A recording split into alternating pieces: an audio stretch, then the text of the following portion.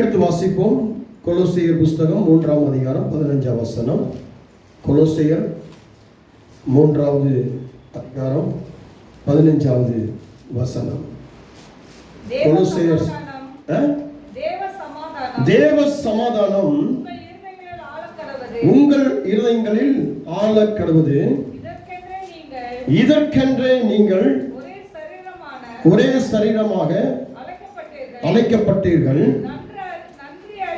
நன்றி அறிதல் உள்ளவர்களுமாய் இருங்கள். இன்றைக்கு நாம் எடுத்துக்கொண்டதான தலைப்பு, தேவனுடைய வார்த்தைக்காக எடுத்துக்கொண்ட தலைப்பு, கிறிஸ்தவர்களும் நன்றி அறிதல் உள்ள வாழ்வும் அப்படின்னு சொல்லி எடுத்திருக்கிறோம். கிறிஸ்தவர்களும் நன்றி அறிதல் உள்ள வாழ்வும். எப்படி ஒரு கிறிஸ்தவர்களுக்கு எவ்வளவு நன்றி இருக்க வேண்டும், அந்த நன்றி எப்படி இருக்க வேண்டும், அந்த நன்றிக்குரிய விளைவுகள் எப்படி, அதனுடைய வாழ்வு எப்படின்னு சொல்லி நம்ம சுருக்கமாக பார்க்க போகிறோம். ரட்சிக்கப்பட்டோம், ஞானஸ்தானம் எடுத்தோம், யாரோ ஒருத்தவங்க சொன்னாங்க ரட்சிப்பை, அதனால நான் ஏற்றுக்கொண்டேன். யாரோ என்னைய பாஸ்டர்கிட்ட கூட்டிகிட்டு போனாங்க, ஞானஸ்தானம் எடுத்துட்டேன். யாரோ ஒருத்தவங்க சபைக்கு கூட்டிகிட்டு வந்தாங்க, நான் சபைக்கு வந்துட்டேன். யாரோ ஒருத்தவங்க நீங்கள் பைபிள் படிக்க சொன்னாங்க, பைபிள் படித்தேன். யாரோ ஒருத்தர் என்னை பாட்டு புக்கு வாங்கி பாட்டு பாட சொன்னாங்க, பாட்டு படித்தேன். அப்படின்னு சொல்லாதபடிக்கு இதுக்கு மேலே இன்னொரு காரியம் இருக்கு. இதெல்லாம் செய்ய ஆண்டவர் என்னை பிரிச்சார் பாருங்க. அப்ப என்னுடைய வாழ்க்கையில நான் நன்றி அறிதல் உள்ளவனா இருக்கணும். இருக்கீங்களா? அப்போ நன்றி அறிதல் உள்ளவர்களாக இருக்க வேண்டும். அப்போ என்னுடைய வாழ்வு நன்றி அறிதல் உள்ள ஒரு வாழ்க்கையாகவும் இருக்க வேண்டும். கொலோசியர் புஸ்தகம் 3ஆம் அதிகாரம் 15 வசனத்துல, உங்கள் இருதயங்களிலே தேவனுடைய சமாதானம் இருக்கணுமா. இரண்டாவது, இதற்காகத்தான் நம்ம எல்லாருமே ஒரே சரீரமாக, அதாவது ஒரே திருச்சபையாக அழைக்கப்பட்டிருக்கிறோம். அப்ப நாம நன்றி உணர்வுடன் இருக்க வேண்டும். நன்றியை மறந்துடக்கூடாது. கர்த்தர் எனக்கு என்ன செய்திருக்கிறார், எப்படி செய்திருக்கிறார், எந்த மாதிரியாக செய்திருக்கிறார். எத்தனையோ பேர் இன்னைக்கு மறைச்சு போயிருந்திருக்கிறான், நான் இன்னைக்கு ஜீவனோடு இருக்கிறேன். எத்தனையோ பேர் உடை இல்லாமல் இருக்கிறான், எனக்கு கர்த்தர் ஒரு உடையை கொடுத்திருக்கிறார். எத்தனையோ பேர் சாப்பாடு இல்லாமல் இருக்கிறான், எனக்கு கர்த்தர் ஒரு உணவை கொடுத்திருக்கிறார். இதுதானா எனக்கு உணவு, இதுதானா எனக்கு உடை, இதுதானா என்னுடைய உறைவிடம் அப்படின்னு சொல்லாதபடிக்கு எனக்கு கொடுத்ததை நான் பெருமையாக கர்த்தருக்கு நன்றி சொல்ல வேண்டிய ஒரு இடத்துல இருக்கிறேன். எனக்கு இப்படிப்பட்ட கணவன் கிடைக்கல, இப்படிப்பட்ட மனைவி கிடைக்கல, இப்படிப்பட்ட பிள்ளைகள் கிடைக்கல அல்ல, எனக்கு இப்படிப்பட்ட ஒரு கணவனை கொடுத்திருக்கிறார், இப்படிப்பட்ட மனைவி கொடுத்திருக்கிறார், இப்படிப்பட்ட பிள்ளையை கொடுத்திருக்கிறார். இதை எனக்கு ஏற்றதாக கர்த்தருக்கு பிரியமாக 128 சங்கீதத்தில் சொன்னபடியாக நாங்கள் வாழ்ந்து காட்டுவோம். கர்த்தருக்கு பயந்து காட்டுவோம். எங்களுக்கு இப்படி சபை கிடைக்கல, அப்படி சபை கிடைக்கல, இப்படி போதகர் கிடைக்கல, அப்படி போதகர் கிடைக்கல. எங்களுக்கு கிடைச்ச போதகர் மூலமாக, எங்களுக்கு கிடைச்ச சபை மூலமாக நாங்கள் அழைக்கப்பட்டு வேறு பிரிக்கப்பட்டு இதுல நாங்கள் எப்படி வாழ்ந்து எப்படி சாட்சியா இருக்கணும் நாங்கள் காட்டுவோம். இதுதான் நன்றி அறிதல் உள்ள ஒரு வாழ்க்கை. புரியுதா சொல்றது? இருக்கிறத விட்டுட்டு பறக்கிறதுக்கு ஓடக்கூடாது. கையில வெண்ணெயை வச்சுக்கிட்டு நெய் களையக்கூடாது. ஆண்டவர் எனக்கு என்ன கொடுத்திருக்கிறாரோ அதை நான் ஏற்றுக்கொள்ள வேண்டிய கட்டாயக்கூடாது. அப்போ இந்த நன்றி அறிதல் அப்படின்றது என்ன அப்படின்னா, நமக்கு உதவி செய்தவர்களையும் அந்த உதவியையும் மறக்காமல் அதை நன்றி உணர்வுடன் ஒவ்வொரு நாளும் அதை நடைமுறையில் நம்முடைய வாழ்க்கையில கொண்டு வரது தான் நன்றி அறிதல் உள்ள ஒரு வாழ்க்கை.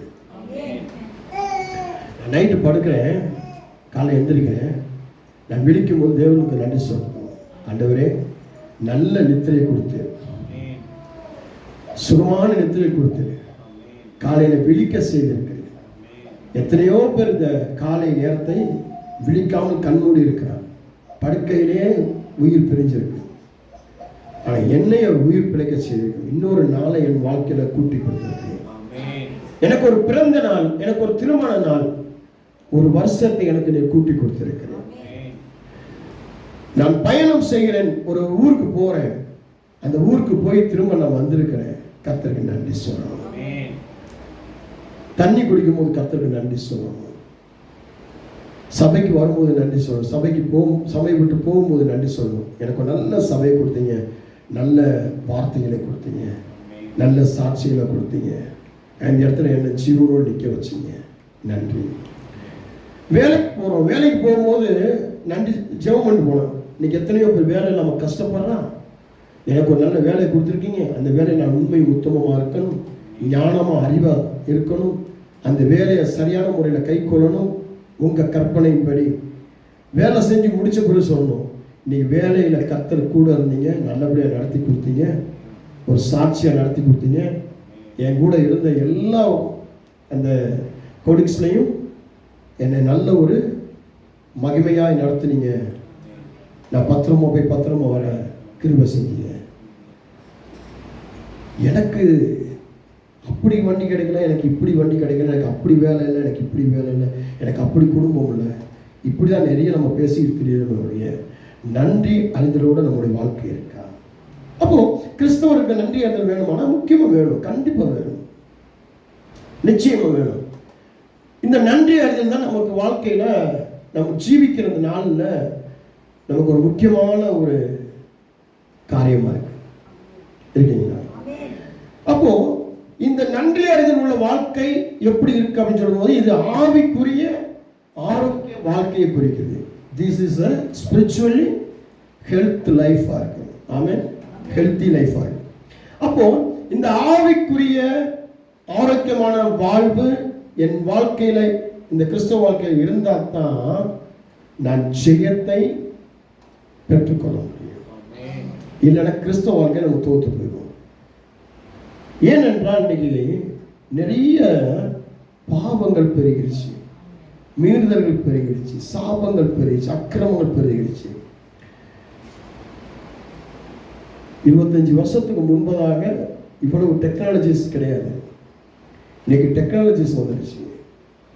இன்னைக்கு மீடியா, மல்டிமீடியா, நிறைய விஷயங்கள் வந்துருச்சு. டெக்னாலஜிஸ் பெருகிடுச்சு. இன்னைக்கு என்னன்னாலுமே நம்ம கூகுளில் தேட ஆரம்பிச்சிட்டாங்க. ஒரு வியாதி அப்படின்னோடனே கூகுளில் தேட ஆரம்பிச்சிட்டாங்க. இப்போ கூகுள் போயிடுச்சு. இப்போ என்ன வந்துருச்சு? ஏஐ வந்துருச்சு. இப்போ ஏஐ திறக்க ஆரம்பிச்சிட்டாங்க. நிறைய பேர் ஏஐல ஜோசியம் பார்க்க ஆரம்பிச்சிட்டாங்க. பிரியமான கிறிஸ்தவர்கள் இன்ஸ்டாகிராமுக்குள்ளே போனோம் அப்படின்னா, ஃபேஸ்புக்கில் போனோம் அப்படின்னா நிறைய கிறிஸ்தவ பேர் வருது. அதை லைக் பண்ணியிருக்கிறாங்க, உள்ளே பார்த்துருக்குறாங்க. இப்போ நான் எதாவது பார்க்குறேன் அப்படின்னு சொன்னால் அது தெரிஞ்சிருது. நான் ஏதாவது ஒரு சேவ் பண்ணுறேன், ஸ்டோர் பண்ணுறேன்னா தெரிஞ்சிருது, காட்டி கொடுத்துருது, எட்டப்பா வேலை பார்க்குது. ஆமாம். அப்போது எவ்வளோ டெக்னாலஜிஸ் வளர்ந்துருக்கு. இந்த டெக்னாலஜிஸ் மத்தியில் நம்ம நன்றி உள்ளவர்களாக இருக்கிறோமா? இந்த டெக்னாலஜிஸை எப்படி நம்ம பயன்படுத்தி இருக்கணும்? உலகத்தை நம்ம எப்படி கிறிஸ்தவ வாழ்க்கையை நம்ம எப்படி பயன்படுத்திட்டு இருக்கிறோம்?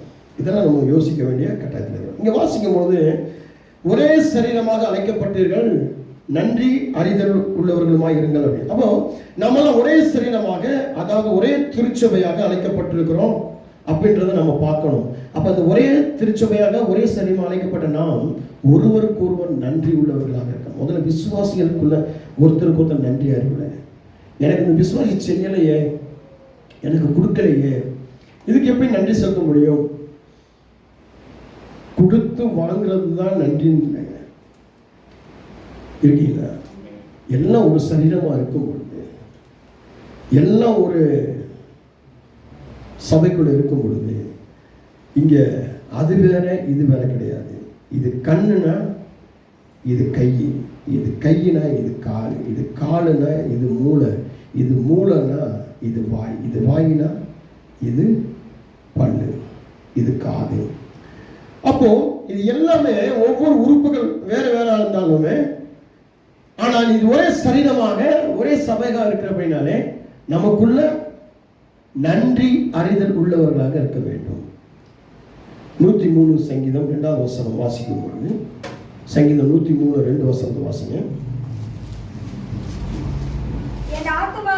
என் ஆத்துமாவே கர்த்தரை ஸ்தோத்திரி, அவர் செய்த சகல உபகாரங்களையும். ஆமென்.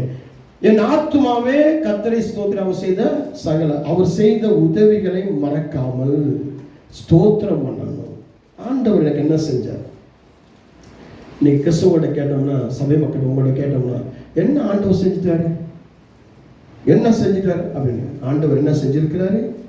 முதல்ல உன்னைய மன்னிச்சிருக்கிறார், உன் தவறுகளை மன்னிச்சிருக்கிறார், உன் குற்றங்களை மன்னிச்சிருக்கிறார், உன் அக்கிரமங்களை மன்னிச்சிருக்கிறார், உன் பாவங்களை மன்னிச்சிருக்கிறார்.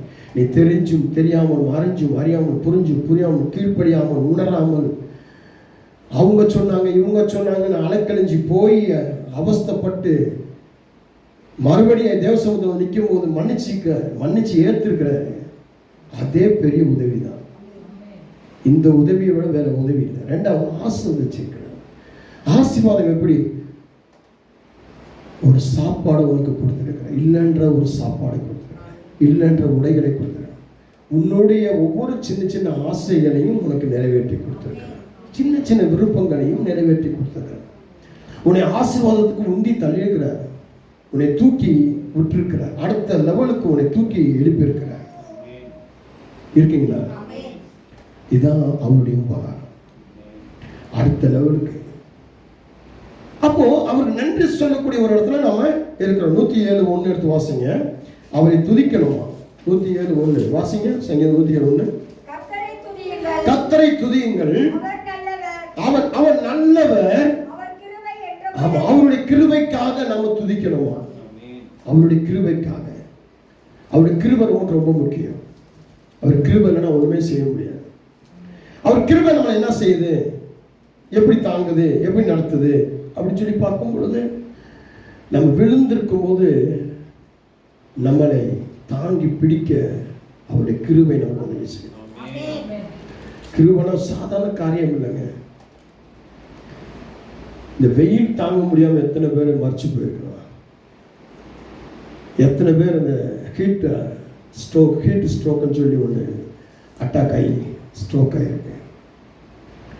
கடந்த மாசத்துல ஒரு குளிர் இருந்துச்சு. அந்த குளிர்ல எத்தனை பேர் ஹார்ட் அட்டாக் வந்திருக்காங்க. கடந்த மாசத்துல நாங்கள் இந்த டிசம்பர் பிப்ரவரியிலாம் ஹாஸ்பிட்டலுக்கு போகும்போது எங்கள் டாக்டர்லாம் என்கிட்ட சொல்லி ஜெபம் பண்ண சொல்லுவாங்க. என்னுடைய நண்பர்கள் நிறைய டாக்டர்ஸ் இருக்கிறாங்க. அவங்க சொல்லுவாங்க, பாஸ்டர் இதுக்காக ஜெபம் பண்ணு, நிறைய பேர் ஹார்ட் அட்டாக்லாம் வந்திருக்கிறாங்க. நாங்கள் ஒரு பக்கம் ட்ரீட்மெண்ட் பண்ணிக்கிட்டு இருக்கிறோம், ஆஞ்சியோ பார்க்குறோம், ஆஞ்சியோ பிளாஸ்டிக் பண்ணுறோம், ஓப்பன் பண்ணுறோம், எல்லாம் பண்ணுறோம். ஆனாலும் எங்களுக்கும் உங்களுடைய ஜெபம் தேவை, அவங்களுக்கும் உங்கள் ஜெபம் தேவை. நாங்கள் நல்ல ஆப்ரேஷன் பண்ணணும், அந்த ஆப்ரேஷன் சக்ஸஸ்ஃபுல்லாக இருக்கணும், அவங்க ஆப்ரேஷன் தட்டை விட்டு வெளியே வரும்போது நல்லா வரணும். ஆனால் நிறைய பேர் ஆப்ரேஷன் பண்ணும்போது மறைச்சு போயிருக்காங்க. ஆப்ரேஷன் பண்ணிட்டு டாக்டருக்கு அட்டாக் வந்து செத்து போயிருக்காங்க. எனக்கு தெரிஞ்ச டாக்டர் ஒருத்தர் வந்து மறைச்சு போயிட்டார். 36 வயசு உள்ள டாக்டர் ஆப்ரேஷன் பண்ணிட்டு மறைச்சு போயிட்டார். மயக்கம் வருதுன்னு சொல்லியிருக்காரு, நர்ஸுக்கு சொல்லியிருக்கிறாரு. வந்து பார்த்தா அப்படியே சேர்ல அப்படியே உட்காந்துருந்தாங்க. இப்போ நடந்த விஷயம் தமிழ்நாட்டில். அப்போ இவ்வளவு காரியங்கள்ல எனக்கு என்ன செஞ்சார் ஆண்டவர், என்ன செஞ்சிட்டார் இப்படி சொல்லாதபடிக்கு எனக்கு செஞ்சது எல்லாமே அவருடைய சகல நல்ல காரியங்கள், நன்மைகளை தான் செய்திருக்கிறார்.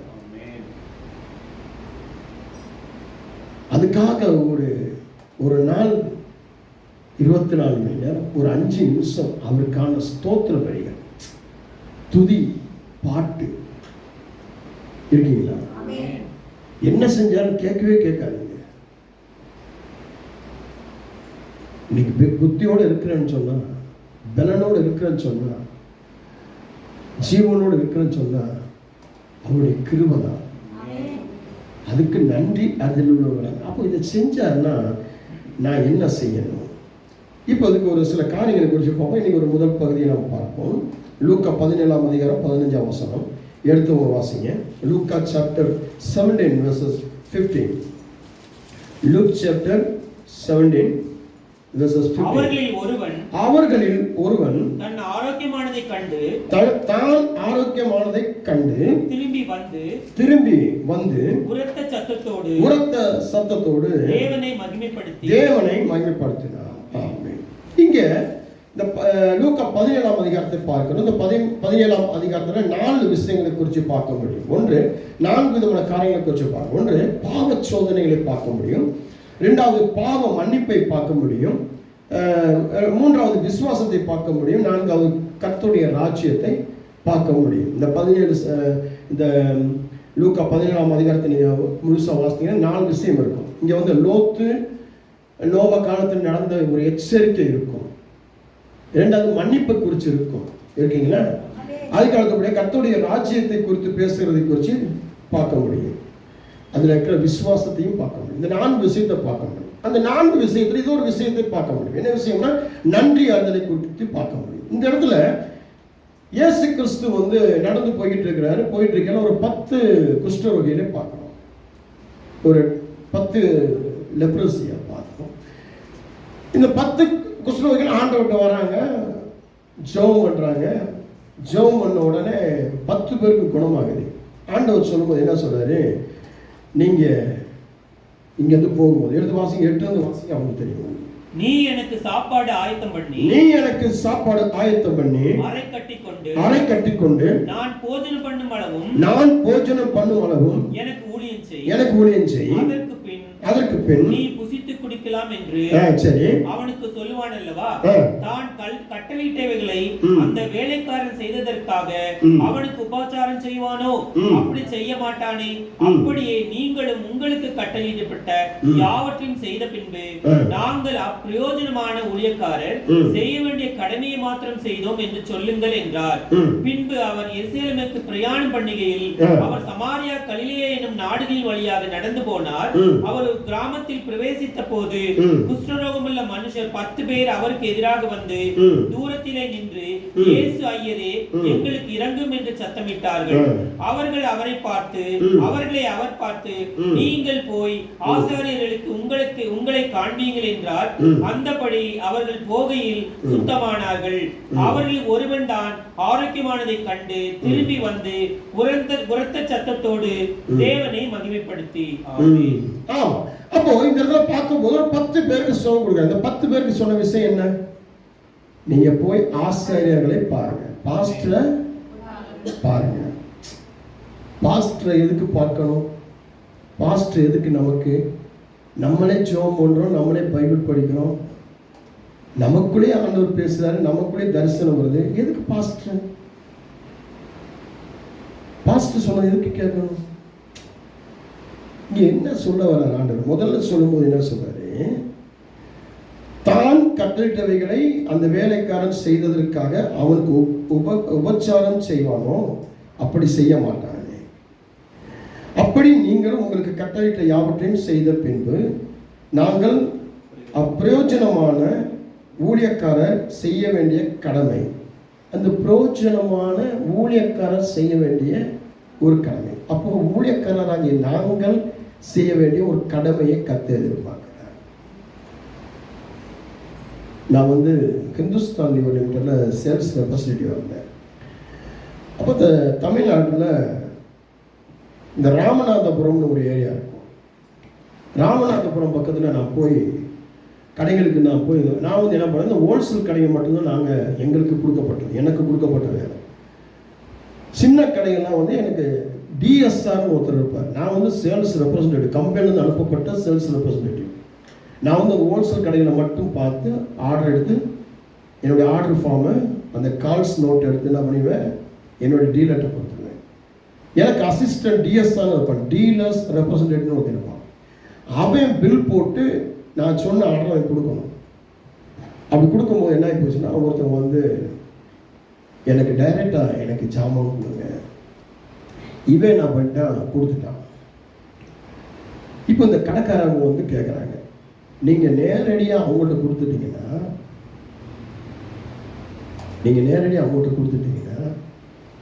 அப்போ நாங்கள் என்ன பண்ணுறது? கடையை வச்சுட்டு என்ன பண்ணுறது? இது கேட்கறதுல நிறைய காரியங்கள் இருந்துச்சு. அவன் மூலமாக போகும்போது இவன் என்னைக்காவது ஒரு நாள் தான் வாங்குவான். ரோட்டில் போகிறவன், வீட்டுக்கு வாங்குறவன் என்னைக்காவது ஒரு நாள் தான் வாங்குவான். இந்த கடைக்காரன் எனக்கு எப்பெல்லாம் டார்கெட் கொடுக்கப்படுதோ அப்பெல்லாம் அந்த டார்கெட்டை போய் நான் புஷ் பண்ணுவேன். என்னுடைய கம்பெனி அழுத்தும் பொழுது நான் இந்த கடைக்காரனை அழுத்துவேன். உனக்கு இந்த ஸ்கீம் தரேன், இவ்வளவு பர்சன்டேஜ் உனக்கு டிஸ்கவுண்ட் தரேன், இவ்வளவு வாங்கிடு அப்படின்னு சொல்லி நான் இவனை அழுத்துவேன். இப்போ நான் ரோட்ல உள்ளவனுக்கு கொடுத்துட்டேன்னா இங்க இவனுக்கு என்ன வேலை? புரியுதா? அப்போ இயேசு கிறிஸ்து நேரடியா செஞ்சிட்டாரு அப்படின்னா ஒவ்வொரு விசுவாசியும் நேரடியா பெற்றுக்கொண்டால் சபை இருக்கு.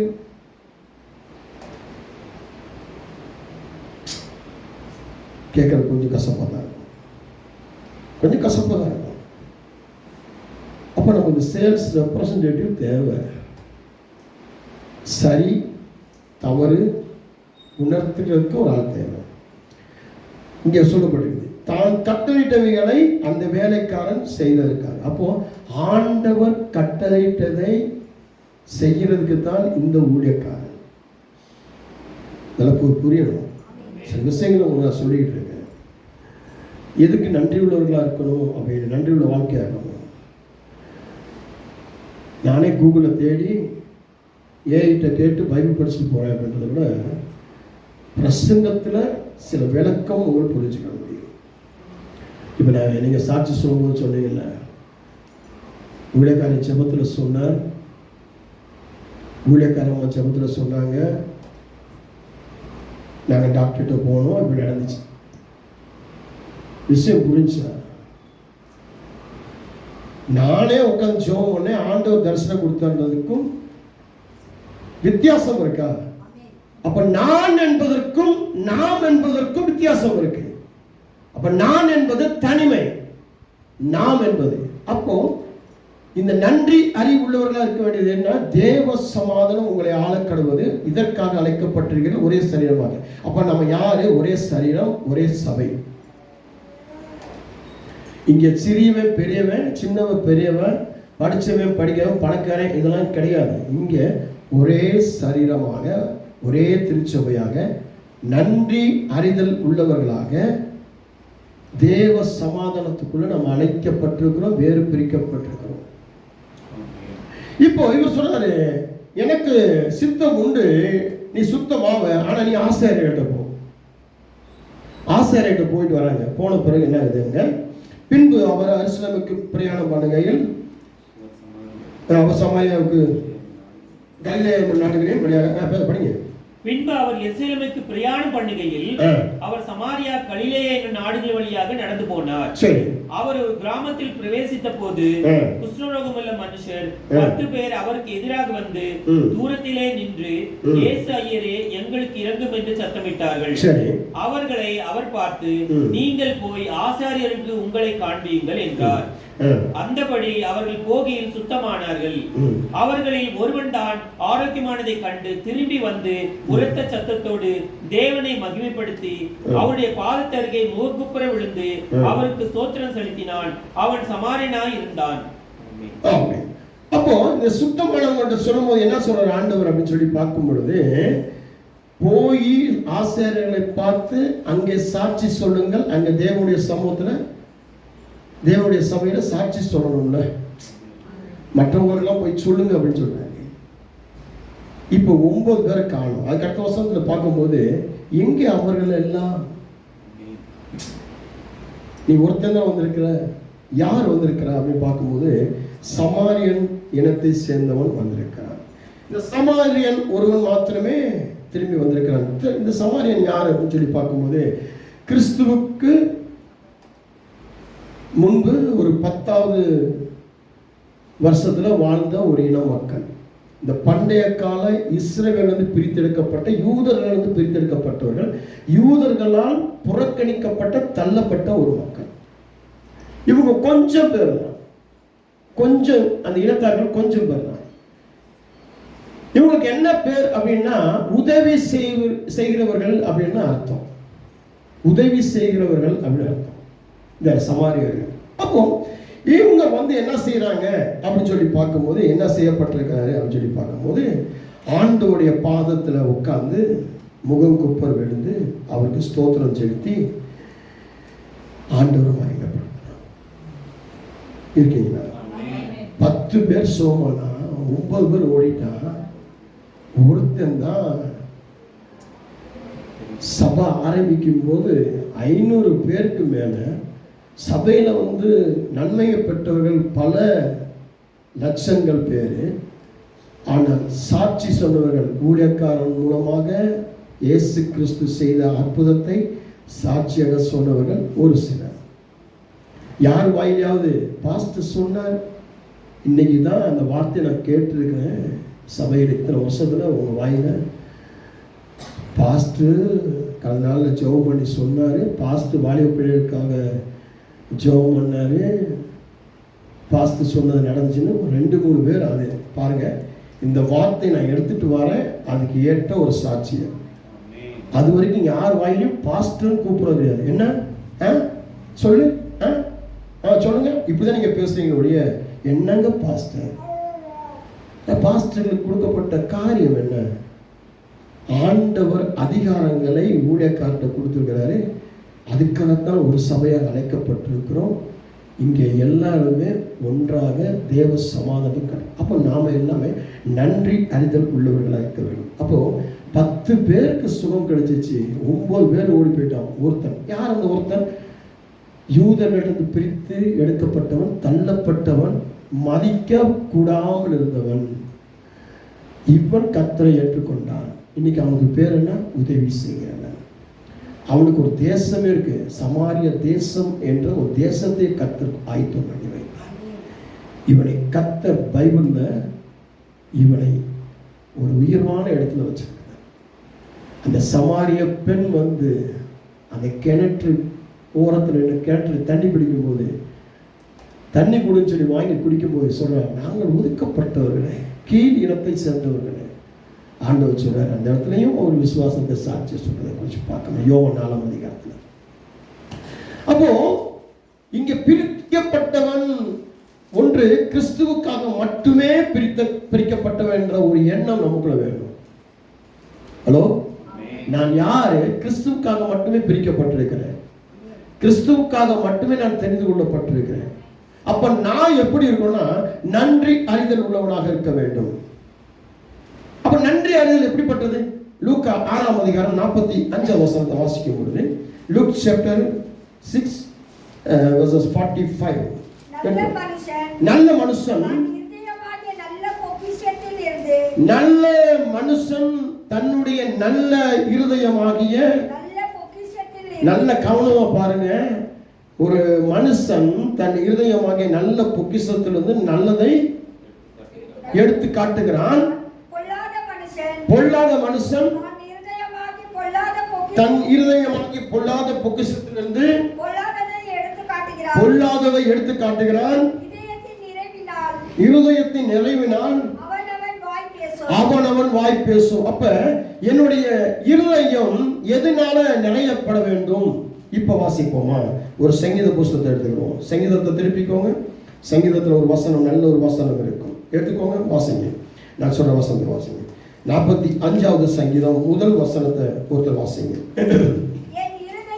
என் இருதயம் நல்ல விசேஷத்தினால் பொங்குகிறது, நான் ராஜாவை குறித்து பாடின கவியை சொல்லுகிறேன், என் நாவு விரைவாய் எழுதுகிறவனுடைய எழுத்தாணி.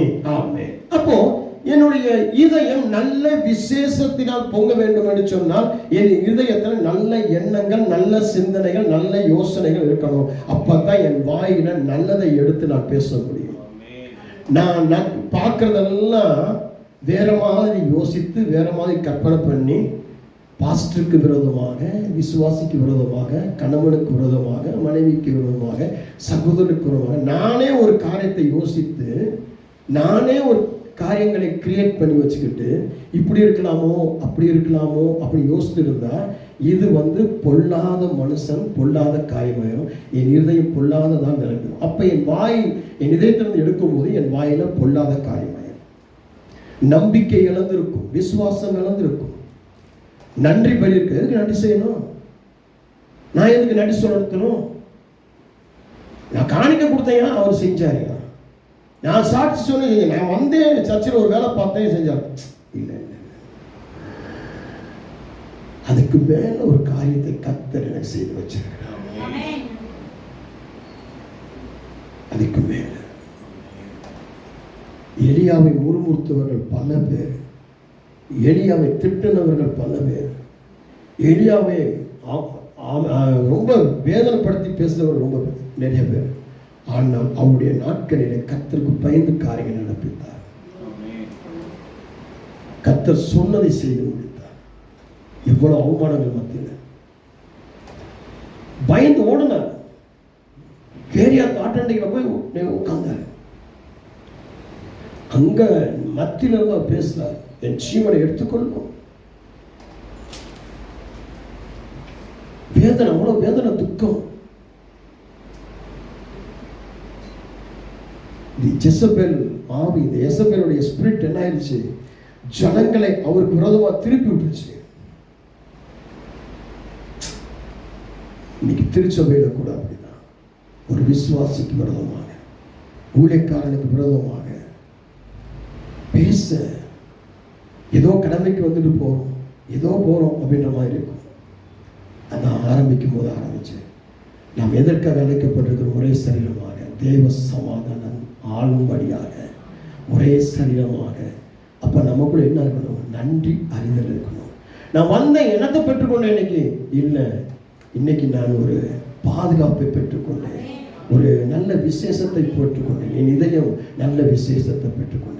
வேதம் சொல்லு, நல்ல மனுஷன் தன் இதயமாகிய நல்ல பொக்கிஷத்திலிருந்து நல்லதை எடுத்து காட்டுகிறார். அப்போ நம்ம இருதயத்துல நல்ல பொக்கிஷங்களை கொண்டு போய் வைக்கணும், நல்ல எண்ணங்களை கொண்டு வைக்கணும், நல்ல சிந்தனைகளை வைக்கணும், நல்ல யோசனை, நல்லதையே கொண்டு போய் வைக்கணும், நல்ல காரியங்களையே கொண்டு வைக்கணும். இவன் இப்படிப்பட்டவன், அவன் அப்படிப்பட்டவன், இவன் இப்படிப்பட்டவன், அவன் அப்படிப்பட்டவன். ரோட்ல போயிட்டு இருக்கும் போது பேசுவாங்க, அவன் நடையப்பார், அவனும் அவன் பல்லு, அவன் ட்ரெஸ்ஸை பார், வைத்த காட்டிட்டு நடக்கிறவன், பல்லு வளைக்கவே மாட்டான், ஒரு பக்கத்தில் போன நாடு. யார் பேசுறா? கிறிஸ்தவன் பேசுறாங்க. இதோட பெரிய ஒரு அக்கப்போர் நடக்கும். ஒரு பாஸ்டர்ஸ் மீட்டிங் போயிட்டேன், ஒரு செமினார் கொடுக்கறதுக்காக கூப்பிட்டு வர சொல்லிட்டாங்க. நான் போய் ஒரு செமினார் கொடுத்தேன். செமினார் கொடுத்துட்டு உட்காந்துருந்தேன். அப்போ நான் எங்கே போனாலும் சாப்பிட மாட்டேன், சாப்பிடுங்கன்னு சொல்லி அங்கே இருக்கக்கூடிய பிஷப்லாம் சொன்னாங்க. இல்லைங்க சாப்பிட மாட்டேன். அப்போ டீயாவது குடிங்க. சரி டீ குடிக்கிறேன். உடனே பாஸ்டர் மாட்டேன் சொல்லி ஒரு பிளாக் டீ வேணால் ரெடி பண்ணுங்க. உடனே பிளாக் டீ குடிச்சிருந்தேன். பக்கத்தில் இருக்கிற பாஸ்டர்ஸ் பேசுகிற பேச்சுகளை பார்த்தேன். ஒவ்வொரு விசுவாசிகளையும், ஒவ்வொரு பாஸ்டர்களையும், ஒவ்வொரு பாஸ்டர் மனைவி பிள்ளைகளையும் கேலி கிண்டல் எடக்கு எடாசி முடிவு பண்ணு, இதுதான் கடைசி. இனி தலையில நின்னாலும் இந்த பாஸ்டர்ஸ் மீட்டிங் வரக்கூடாது. அதுக்கு பிறகு 3-4 தலைவரை கூப்பிட்டாங்க. இல்லை பாஸ்டர் வரல, சும்மா தான் இருந்தேன், டைம் இருந்துச்சு. இல்லை பாஸ்டர் வரல. ஏன் அப்படின்னா, ஒரு ஊழியக்காரனே இப்படி பேசும் பொழுது அப்ப விசுவாசிகள் எப்படி பேசுவான்? ஒரு விசுவாசி இப்படி பேசும்போது ஒரு புரட்சியாளர் எப்படி பேசுவான்? இருக்கீங்களா? அப்ப நான் என்ன சத்தியத்தை வாங்கி இருக்கிறேன், அந்த சத்தியத்தை எப்படி நான் பொக்கிஷமா மாட்டி என் இதயத்துல தங்க வச்சிருக்கிறேன். நான் உனக்கு விரோதமாய் பேசுறேன்னு சொன்னா, உனக்கு விரோதமாய் அந்த பேச்சு ஒரு பொறாமையை உள்ள கசப்பை என் இதயத்துல வைக்கிறேன்னு சொன்னா, அப்ப நான் பெற்றுக்கொண்டு படிச்ச பைபிளுடைய வார்த்தைகள் எவ்வளவு மோசமாக படிச்சிருக்கிறேன். சொல்ல புரியுதா? இருக்கீங்களா? சொல்ல புரியுதா? நன்றி அறிந்து எனக்கு எப்படி இருக்கு? எனக்காக கர்த்தர் ஒரு சபை, எனக்காக ஒரு ஆராதனை, ஆராதிக்க முடியாத ஒரு நாள், ஒரு நேரம், ராபோஜனம், இதெல்லாம் உதறி தள்ளிட்டு போற அளவுக்கு என்னை பிசாசவன் என்னை நடத்துறேன்னா, அப்ப நான் எவ்வளவு பெரிய சாத்தானுடைய கண்ட்ரோல, எவ்வளவு பெரிய தீங்கு கசப்ப, எவ்வளவு பொல்லாத இதயமாக என் இதயம் இருக்கு. அப்ப நான் நன்றி இல்லாத ஒரு ஜனமா இருக்கிறேன். ஆண்டவர் சமூகத்துல சபையில நன்றி இல்லை, பாஸ்டருக்கு முன்பாக நன்றி இல்லை, ஆண்டோடைய வார்த்தைக்கு நன்றி இல்லை, இதுவரை பெற்றிருக்கிற என்னுடைய ரட்சிப்புக்கு நான் நன்றி இல்லை, நான் ஞானஸ்தானம் எடுத்ததுக்கு நன்றி இல்லை, நான் சொன்ன சாட்சிக்கு நன்றி இல்லை. எவ்வளவோ வேலை செஞ்சிருக்கிறேன், ஒரு கடைக்கு போய் ஒரு பொருள் வாங்கிட்டு வந்து கொடுத்துருக்கிறேன், எவ்வளவோ தசம பார்க்கும், எதுலையுமே நன்றி இல்லை. அப்ப நன்றி கெட்ட காரியம் என்ன ஆகும்? வேதம் சொல்லுது, நல்ல மனுஷன் தன் இதயமாகிய நல்ல பொக்கிஷத்திலிருந்து. வாசிங்க சிஸ்டர் 45. நல்ல மனுஷன் தன் இதயமாகிய நல்ல பொக்கிஷத்திலிருந்து நல்லதை எடுத்து காட்டுகிறான். பொல்லாத மனுஷன் தன் இதயமாகிய பொல்லாத பொக்கிஷத்திலிருந்து பொல்லாதை எடுத்து காட்டுகிறான். அடுத்து இதயத்தின் நிறைவினால் அவன் வாய் பேசும். என்னை ஆண்டவரே ஆண்டவரே என்று நீங்கள் சொல்லியும் நான் சொல்கிறபடி நீங்கள் செய்யாமல் போகிறது என்ன? நீங்கள் ஆண்டவரே ஆண்டவரே என்று என்னை கூப்பிட்டு கூப்பிட்டு சொல்லியும் நான் சொன்னதை நீங்கள் செய்யாமல் போகிறது என்ன? எங்க போச்சு பாருங்க, நன்றி எங்க மறந்துட்டோம். ஆண்டவர் சொல்லி என்னை கூப்பிட்டு சொல்லி அதை மீறி நான் செய்யாமல் போனால் நான் எப்பொழுதும் நன்றி கட்ட ஒரு மனுஷனாய் போயிருக்கிறேன். அப்ப அதுக்குரிய சாபம் என்னை எப்படி செய்யும்?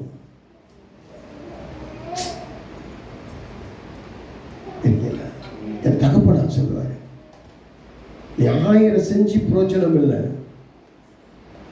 எனக்கு ஒரு தேவையா இருக்கும்போது நீ வந்து செஞ்ச பாரு, அதுதான். என் தகப்பனார்ட்ட நான் நல்லா கத்துக்கிட்டேன். என் தகப்பனாருடைய சின்ன வயசா இருக்கும், வாங்க போகணும்னு கூப்பிடுவார். யாரையும் வாப்பா போப்பா வாயா போயா கூப்பிட மாட்டார், வாடா போடான்னு கூப்பிட மாட்டார். வாங்கப்பா வாங்க, வாங்க ஐயா, வாங்க வாங்க சார், போங்க சார். அவர் முதலாளிக்கு ஒரு கடிதம் எழுதுவார். மகாசிரி கணம் பொருந்திய ஐயா அவர்களே, லீவ் லெட்டர் எழுதுவார். வெள்ளக்காரன் வேலை பார்த்தவர், வெள்ளக்காரன் டிரைவராக இருந்தவர், ஜார்ஜ் வர்கீஸ்ட் இருந்தவர், டாடா பிள்ளை இருந்தவர், அங்கே ஒர்க் பண்ணவர். சொல்லுவார், நான் மூணாறுலேருந்து ஊட்டிக்கு உள்ளே ஒரு பாதைக்கு அங்கே வந்துடுவேன், அங்கேருந்து நேராக கல்கத்தா போவேன், அசால்ட்டாக சொல்லுவார், கோவா போவேன் அப்படின்வார், அசால்ட்டாக சொல்லுவார்.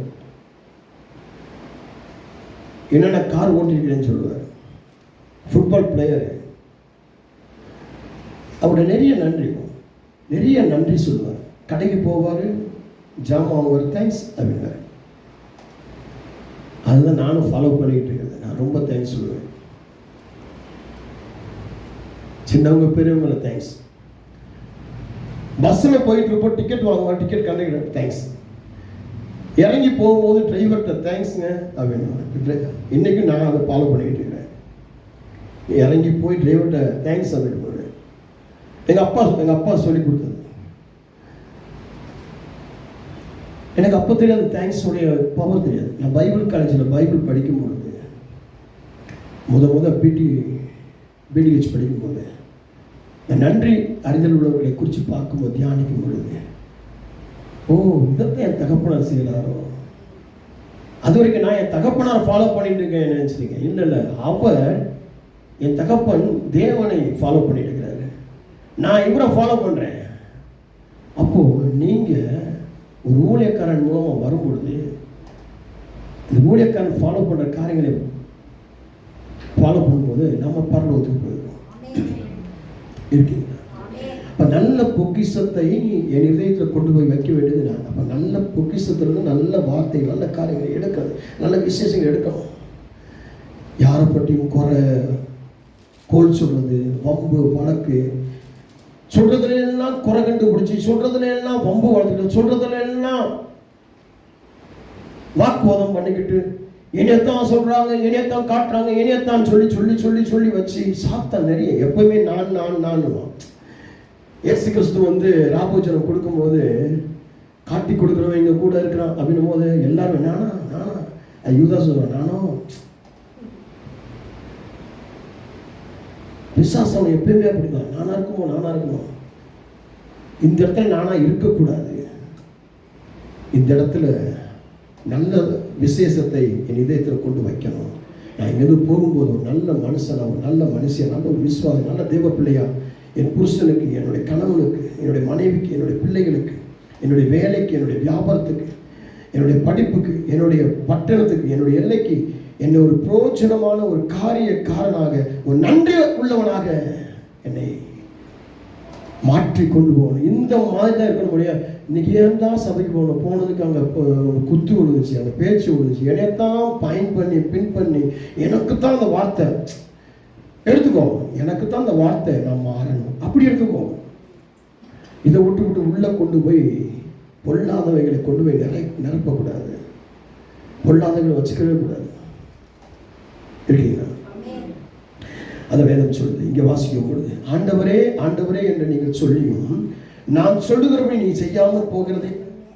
ஆண்டவரே ஆண்டவரை கூப்பிட்ட, நான் உனக்கு செய்யணும்னு எதிர்பார்த்தேன், ஆனா நான் சொன்னதை நீ செய்யலையே. ஆண்டவர் எதிர்பார்க்கிறாங்க, நான் சொன்னதை நீ செய்யலையே. எப்படி? அதான் விஷயமே. நான் சொன்னதை நீ செஞ்சியான்னு ஆண்டவர் எதிர்பார்க்கிறார். அடுத்து சொல்றேன், என்னிடத்தில் வந்து என் வார்த்தைகளை கேட்டு அவைகளின்படி செய்கிறவன் யாருக்கு ஒப்பா இருக்கிறான் என்று உங்களுக்கு காண்பிப்பேன். ஆழமாய் தோண்டி கற்பாறை மேல் அஸ்திபாரம் போட்டு வீடு கட்டுகிற மனுஷனுக்கு ஒப்பாக. எங்க? ஆழமா தோண்டி அங்க ஒரு அஸ்திபாரம் போட்டு அந்த அஸ்திபாரத்துல இருந்து ஒரு வீடை கட்டி, அப்ப எவ்வளவு ஸ்ட்ராங் இருக்கீங்களா? அப்ப ஆழமா தோண்டாமல் மேலாக இங்க ஒரு சுவர் வச்சிருந்தாங்க பாத்தீங்கன்னா, ஆழமா தோண்டாமல் மேல கல்லு கூட வச்சிருந்தாங்க. வெறும் கண்ணாடியை தான் அது மேல சாட்சி வச்சாங்க. உடனே கீழே வந்துச்சுங்க. நம்ம சபைக்கு முன்னாடி, சர்ச்சுக்கு முன்னாடி ஆலோ பிளாக்ல அடுக்கி வச்சு கட்டி வச்சிருந்தாங்க.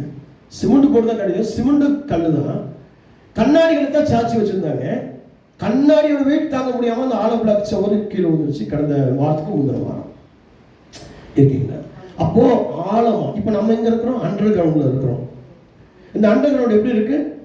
ஆழமா தோண்டப்பட்டு இங்க தூண்கள், அஸ்திபார தூண்கள் போட்டு, இந்த அஸ்திபாரத்தின் மேல இந்த கட்டடம் இருக்கு. இந்த கட்டடத்துக்கு மேல ஒரு 4 மாடி இருக்கு, வீடு இருக்கு, குடியிருக்கிறாங்க,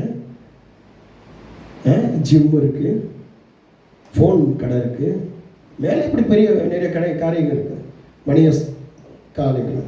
அப்போ இதுல வந்து பில்டிங் நிற்குது. அப்போ நம்ம எங்க இருக்கோமா? பேஸ்மெண்ட்ல இருக்கிறோம். இந்த ஆழத்துல தோண்டப்பட்டு, அப்போ இந்த ஆண்டவர் சொல்றதை கேட்டு செய்கிறவன் யார் அப்படின்னா நன்றி அறிதல் உள்ளவன். இந்த நன்றி அறிதல் உள்ளவன் யார் அப்படின்னா ஆழமாய் தோண்டி அஸ்திவாரம் போட்டு ஸ்ட்ராங்கா வீடு கட்டி அந்த வீட்டுக்குள்ள இருக்கிறவன்.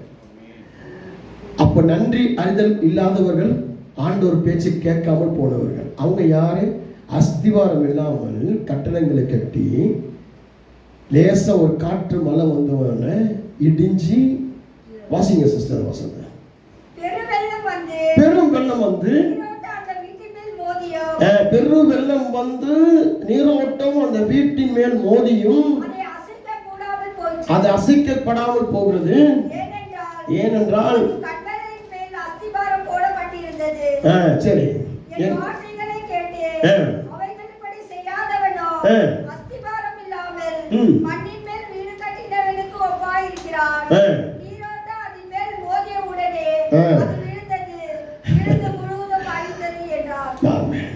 நன்றி அறிதல் இல்லாதவர்கள், ஆண்டவருடைய பேச்சு கேட்காமல் போனவர்கள், ஆண்டவர் வெட்கப்படுத்தினவர்கள், தன் இதயத்திலிருந்து பொல்லாதவைகளை எடுத்து பேசினவர்கள்.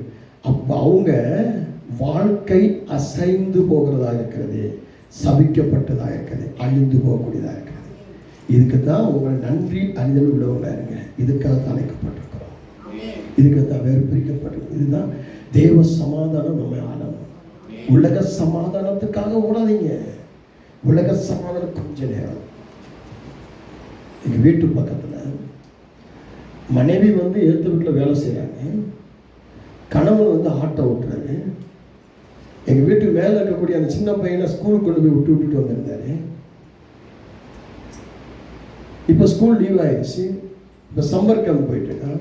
இந்த சம்மர் கேம்ப் போய் ஒரு வாரம் விட்டுட்டு இருந்தாரு. 2-3 நாளைக்கு முன்னாடி அவர்கிட்ட பேசுறேன், என்னங்க எப்படி இருக்கீங்க, நல்லா இருக்கீங்க, அப்படி வெயில் அடிக்கிறீங்க, அந்த பையன் வர வரைக்கும் உள்ள உட்காருங்க அப்படின்னு. இல்லைங்க ஐயா, இருக்கட்டும், நல்லா பேசுறாரு. முந்தா நாள் கொண்டு போய் பவுரிங் ஹாஸ்பிட்டல் சேர்க்குறாங்க, நேற்று நைட் இறந்து போயிட்டாரு. இன்னைக்கு காலையில் தகவல் வருது. நான் அப்படி ஆச்சரியம், பாஸ்டர் என்னாச்சு? அவர் குடிச்சுக்கிட்டு இருந்தாரு. அந்த குடியானது அவருடைய குடலை மறைமுகமா தாக்கி அழிச்சிருக்கு. உள்ள ஒரு செகண்ட். அப்ப அந்த பக்கத்து வீட்டுல சொன்னாங்க, அவர் ரொம்ப குடிப்பாருப்பா, ரொம்ப குடிப்பாரு. ஆட்டோ ஓட்டுற நேரம் மட்டும்தான் குடிக்க மாட்டார். என்ன குடிச்சுக்கிட்டே இருப்பார். குடிச்சிட்டாருன்னா ஆட்டோ ஓட்ட மாட்டார். அப்படியா இருக்கீங்களா? பாவமும் நமக்கு சமாதானமா தெரியும், மீறுதல் நமக்கு நல்லதா தெரியும், அக்கிரமும் நல்லா தெரியும், நல்லவங்களுக்கு கீழ்ப்படியாம போறது நல்லதா தெரியும். ஆனால் அழிவு வரும் பொழுது சடிதியாய். இதுக்குதான் நன்றி அறிஞர் ஆண்டவர் என்ன செஞ்சார், எவ்வளவோ செஞ்சிருக்கிறார். உனக்கு மன்னிப்பை கொடுத்திருக்கிறார், உனக்கு ஆசீர்வாதத்தை கொடுத்திருக்கிறார். யாருக்கும் கிடைக்காத ஒரு மன்னிப்பு, யாருக்கும் கிடைக்காத ஒரு ஆசீர்வாதம். கடந்த நாள் தமிழ்நாட்டு அருப்புக்கோட்டை பக்கத்தில் சாத்தான் குளம்னு ஒரு சில வருஷத்துக்கு முன்னாடி 2 பேரை அப்பாவையும் மகனையும் கூட்டிட்டு போய் அடிச்சு கொண்டுட்டாங்க. ஒரு படாயிரத்தில் பட்டு செத்துட்டாங்க. 2 பேரும் செத்துட்டாங்க. விசாரிக்கும் போது என்ன நடக்குது அப்படின்னு சொன்னா, அவங்க சில வார்த்தைகள் தவறா என்கிட்ட பேசுனாங்க. எங்கள் அதிகாரம் இருக்கு, நாங்கள் அதிகாரி என்ற அந்த கோபத்தை, அந்த வஞ்சன்ஸை நாங்கள் காட்டிட்டோம். அந்த போலீஸ் அதிகாரி சொல்றாங்க, அவங்க சொன்ன விஷயம் எங்கள் அதிகாரங்களை அசைத்தது. அப்படித்தான் பிசாசானவன் காட்டுவான். நம்முடைய அதிகாரம், நம்முடைய அதிகாரிகள் நான் யார் அப்படின்றது. 100க்கு அதிபதி பாருங்க, இயேசு கிறிஸ்து சொல்லி போய் கேட்கிறான், நீ வருகிறதுக்கு நான் அதிகாரி கிடையாது, அதிகாரம் கிடையாது, அதுக்கான தகுதி கிடையாது. நீங்க ஒரு வார்த்தை சொல்ல அங்க சொத்தமா இருக்கீங்களா? இயேசு கிறிஸ்து நான் வரேன்னு சொல்லும்போது இல்லை, நான் 100க்கு அதிபதி, 100கணக்கான சோல்ஜர்ஸ் கையில் இருக்கக்கூடிய, அந்த சோல்ஜர்ஸ்க்கு அதிகாரியாக இருக்கக்கூடிய ஒரு அதிகாரமான ஒரு மனுஷன். அவனே சொல்றான், நான் தகுதி இல்லை, நீ வர்றதுக்கு தகுதி இல்லை, நீ ஒரு வார்த்தை சொல்ற. ஆனால் நம்ம ஈஸியாக நம்மளை ஆண்டவரை ஒரு வேலைக்காரன் மாதிரி, ஒரு காவல்காரன் மாதிரி நம்ம யூஸ் பண்ணிக்கிட்டு இருக்கோம். சபையை ஏதோ ஒரு கீரைச்சட்டி மாதிரி யூஸ் பண்ணிக்கிட்டு இருக்கிறோம். வந்தாலும் போனாலும் ஒரு உண்மை கிடையாது. சபையில் உண்மை கிடையாது. நல்ல பொக்கிஷத்தை வெளியே எடுக்க மாட்டேங்கிறோம். உள்ள நிறைய பொல்லாதவைகளை வச்சுக்கிட்டு ஒருத்தருக்கு முறுமுறுத்துக்கிட்டு கசந்துக்கிட்டு பாஸ்டருக்கு விரோதமாக பேசிக்கிட்டு அங்கங்கே பாஸ்டர் படி பொல்லாத வார்த்தைகளை பேசிக்கிட்டு, பாஸ்டருடைய மனைவி பிள்ளைகளை பேசி, விசுவாசிகளை பேசிட்டு, விசுவாச குடும்பங்களை பேசிக்கிட்டு, அந்த விசுவாசி நான் பேசுகிறேன் அப்படின்னா அது என்னுடைய உறுப்பில் ஒரு உறுப்பு தானே. அதை பேசுகிறா நான் மல்லாக்க பார்த்து துப்புற மாதிரி அது என் மேலே தான் விடுவோம். என்னுடைய ஊழியக்காரனை நான் தூத்துறேன்னு சொன்னால் என்னுடைய ஆண்டவரை தூத்துற மாதிரி, என்னோட தகப்பன் தாயை தூத்துற மாதிரி தானே இருக்கீங்க. அப்போ இந்த பொல்லாதவைகள் எங்க, பொல்லாதவைகள் நீக்கி போட்டு நல்லதை கொண்டு போகணும் இருக்கீங்களா? அடுத்து, என் வார்த்தைகளை கேட்டும் அவைகள் எப்படி செய்யாதவனும் அஸ்திபாரம் இல்லாமல் மண்ணின் மேல் வீடு கட்டினவனுக்கு ஒப்பாயிருக்கிற நீராட்டம் அதன் மேல் மோதினவனே அது விழுந்து முழுவதும் அஸ்திபாரம். அப்போ இந்த நன்றி அறிதல் உள்ள வாழ்க்கைன்றது அஸ்திபாரம் மாதிரிங்க. ஆண்டவர்கிட்ட டெய்லி நன்றி சொல்லுங்க. தண்ணி, நிறைய பேர் தண்ணி கிடைக்கல. இங்கே பெங்களூர் நிறைய பேர் தண்ணி கிடைக்கல. எங்கள் வீட்டு பக்கம் நிறைய என்ன பண்ணிட்டு இருக்காங்க, தண்ணி வண்டிங்க போயிட்டு இருக்கு. நாங்கள் கூட 2 3 வாரத்துக்கு முன்னாடி தண்ணி இல்லாமல் போச்சு. போர் தண்ணி வராமல் போச்சு. ஒரு ரோடு அடைச்சிட்டோம். தட்டப்படாது வராது வந்து நான் வெளியே போயிருந்தேன், திறந்து விட இதை மன்னிச்சிருங்க, இனி ஒழுங்காக திறந்து விடுறேன். அக்கா ஜோம் பண்ணு, அந்தவரே தண்ணி இல்லாமல் போனால் வாரத்துக்கு ஒரு லோடில் என்ன ஆகுறது, 1000 ரூபா, 2 வீட்டுக்கு 500 ரூபா என்ன ஆகுறது? கிருபை செய்யுங்க ஆண்டவரே. ஓடியா வராது அந்த மனுஷன், ஓடியா தண்ணி தந்து விடுவார். நான் இனிமேல் கரெக்டாக தந்து கொஞ்சம் வெளியே போயிருந்தேன், ஊருக்கு போயிருந்தேன், நீ சரியாக திறந்து விட்டுருந்தேன். ஆமே இருக்கீங்களா? எவ்வளோ பஞ்சத்தில் நமக்கு தண்ணியை கொடுக்குறாரு ஆண்டவர், எவ்வளோ பஞ்ச காலத்தில் நமக்கு சாப்பாடை கொடுக்குறாரு. கேஸ் எல்லாத்துலையும் கேஸ் ஸ்ட்ரைக் பண்ணுறான், பெட்ரோல் ஸ்ட்ரைக் பண்ணுறான். என் வண்டியில் பெட்ரோல் காலியாச்சு. நான் யோசிச்சுட்டே போகிறேன், இந்த பெட்ரோல் பங்கில் 2 நாளைக்கு முன்னாடி இல்லைன்னு சொன்னாங்களே, ஸ்டாக்கில் இருந்தோம், எப்போவுமோ இன்றைக்கி விலை ஏறி இருக்குமோ. ஆனால் போனால் பழைய ரேட்டு தான் இருக்குது, பெட்ரோல் இருக்குது, கூட்டம்லாம் ஒன்றும் இல்லை. போய் போட்டு விட்டேன். கேஸ் காலியாச்சு. எங்கள் வீட்டில் கேஸ் புக் பண்ணுறேன். உடனே புக்கிங் ஆயிடுச்சு, அலர்ட் ஆயிடுச்சு. அந்த கேஸ் கொண்டு வரக்கு சொல்கிறேன். அந்த தம்பிக்கு ஃபோன் பண்ணி சொல்கிறேன், என்ன பிரதர், நான் ஐசக் சாமல் பேசுகிறேன், கேஸ் புக் பண்ண எத்தனை நாள்? எப்பயுமே மாமூலம் வந்துடுவேன் சார், நீங்கள் கவலைப்படாதீங்க. அதெல்லாம் இல்லை சார், அது சும்மா சொல்கிறாங்க, அதில் வந்துடுவோம். நான் உங்களுக்கு 2 நாள் எப்பயும் தந்துடுறேன், 24 மணி நேரத்தில் தந்துடுறேன் இல்லைங்களா? அப்போ இவ்வளவு பஞ்சம் சொல்லி உலகம் முழுதும் இருக்கும் பொழுது எனக்கு தேவைகளை கத்த சந்திக்கிறாங்க. அப்போ நான் நன்றி உள்ளவனாக இருக்கணுமா இல்லையா? என்ன செஞ்சுட்டாரு, ஏது செஞ்சுட்டாரு, இப்படியெல்லாம் பேசுகிறாங்க. நான் நிற்கிறதும் நிர்மூலமாக இருக்கிறதும் அவருடைய கிருபை. அதுக்காக கண்கள் தலைவலி செல்லும். இதோட தொடர்ச்சி ஆத்தவத்தில் பார்ப்போம். அன்பின் பரலோகத்தின் பிதாவே, இந்த நாள் அருமையாய் ஆசீர்வதிக்கப்பட்ட அற்புதமான ஆராதனை நேரத்தில் கிறிஸ்தவர்களும் நன்றி அறிதல் உள்ள வாழ்வோம் என்று சொல்லக்கூடிய தலைப்புல தேவனுடைய வார்த்தையை நாங்கள் தியானிக்கலாம். கர்த்தர் கிருபை செய்திருக்கேன். பரிசுத்தாவே எங்களுக்கு சகல உதவியும் செய்திருக்கேன். நன்றி. இதில் பங்கெடுத்த தேவப்பிள்ளைகள் ஒவ்வொருவரும் காத்துல இந்த வார்த்தை கடந்து போகிற இடத்துல எல்லாம் ஒவ்வொருவருக்கும் தேவன் பேசி பரிசுத்தாவே ஆளுகை செய்து தேவ சமாதானம் ஆளுகை செய்து கண்மலை மேல் கட்டப்பட்ட வீடாக கர்த்தர் கீழ்ப்படி நடக்கிறவர்களாக சிறு பிள்ளைகள் ஆசிரியர், வாலிப பிள்ளைகள் ஆசிரியர், ஸ்திரிகள் ஆசிரியர், புருஷர்கள் ஆசிரியர், ஊழியர்கள் ஆசிரியர், ஊழியக்காரர்கள் ஆசிரியர். உங்களுக்கு என்னென்ன தேவையோ அத்தனையும் சொன்னீங்க. பயம் வராமல், பதற்றம் வராமல், அச்சம் வராமல், நடுக்கம் வராமல், குழப்பம் வராமல், டென்ஷன் நெகட்டிவ் வராமல், வறுமை வராமல், பஞ்சம் வராமல் ஆண்டவர் தாமே சகலத்தையும் ஆசிரியர் ஒரு கருத்தில் ஒப்புக்கொள்கிறேன். இவர்களெல்லாம் வரைய நாட்களில் நன்றியை அறிவிடுவார்கள். சபைக்கு ஆத்துமாக்களை கொண்டு வரட்டும், சபையை வளர்க்கட்டும். இயேசுவின் நாமத்தில் பிதாவே, ஆமென். கர்த்தர் உங்கள் அனைவரையும் ஆசீர்வதிப்பார். கர்த்தர் உங்களை பாதுகாப்பார். உங்கள் யாவருக்கும் இயேசு கிறிஸ்து நாமத்தில் வாழ்த்துக்கள், ஆசீர்வாதம்.